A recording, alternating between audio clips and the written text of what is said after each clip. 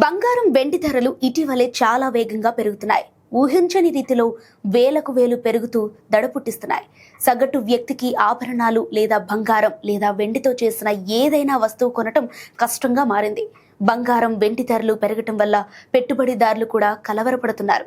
ఈ నేపథ్యంలో ఒక ప్రముఖ ఆర్థికవేత్త బంగారం గురించి ఒక ముఖ్యమైన హెచ్చరిక జారీ చేశారు. బంగారానికి ఏదైనా పెద్ద ప్రమాదం జరిగే ప్రమాదం ఉందని ఆయన అంటున్నారు.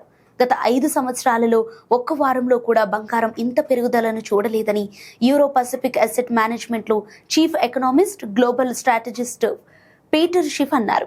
ఇది చాలా తీవ్రమైన పరిస్థితి. బంగారం ధర $4,370 వద్ద ఉంది.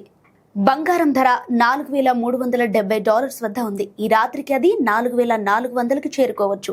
అంటే కేవలం ఒక వారంలోనే 10% పెరుగుదల. ఏదో పెద్ద విషయం జరగబోతోందని నేను భావిస్తున్నానని ఆయన అన్నారు. శుక్రవారం బంగారం ధరలు ఔన్సుకు $4,300 మార్కును అధిగమించాయి. రికార్డు ర్యాలీని కొనసాగిస్తూ మార్చి 2020 తర్వాత వారి బలమైన వారపు లాభాలను నమోదు చేశాయి. 0233 GMT నాటికి స్పాట్ గోల్డ్ ఔన్సుకు 0.3% పెరిగి $4,336.18కి చేరుకుంది.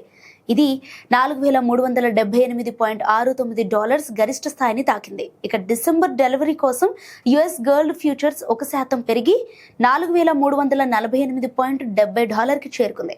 ప్రస్తుతం ఆర్థిక అనిశ్చితి, సురక్షిత పెట్టుబడుల ప్రవాహంలో కొత్త పెరుగుదల మధ్య పెట్టుబడిదారుల డిమాండ్ పెరగటం వల్ల ఈ వారం బంగారం ధరలు దాదాపు 8% పెరిగాయి.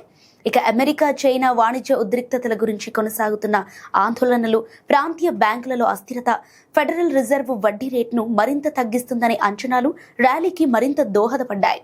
ఈ సంవత్సరం బంగారం ధర 65% పెరిగింది. వెండి అయితే ఈ సంవత్సరం దాదాపు 70% రాబడినిచ్చింది. మొత్తం బంగారం ధర పెరుగుదలతో పాటు వెండి కూడా రికార్డు స్థాయిలో $54.35 వద్ద ఉంది. కానీ 0.7% క్షీణతతో ఔన్సుకు $53.86 వద్ద ముగిసింది.